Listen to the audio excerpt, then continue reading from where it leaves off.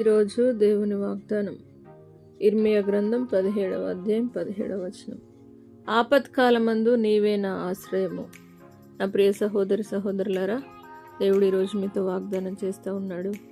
ఆపత్కాలమందు ఆయనే మనకు ఆశ్రయం గనుక ఆశ్రయమైన దేవుని యుద్ధకు మీరు వచ్చినట్లయితే తప్పక మీ జీవితంలో అద్భుతమైన దేవుడు జరిగిస్తాడు. కాబట్టి ఏ ఆపదలు మీరున్నారో యెహోవాను ఆశ్రయించండి. యెహోవాను ఆశ్రయించడం వలన మీ ఆపద నుండి ఆయన విడిపిస్తాడు. ప్రార్థన.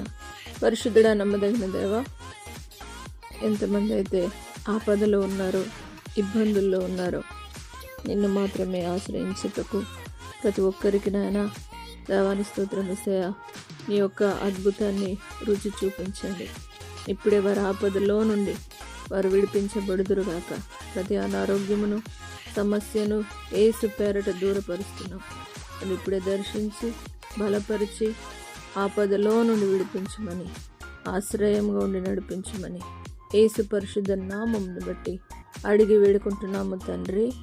ఆమేన్. దేవుడు మిమ్మును దీవించును గాక.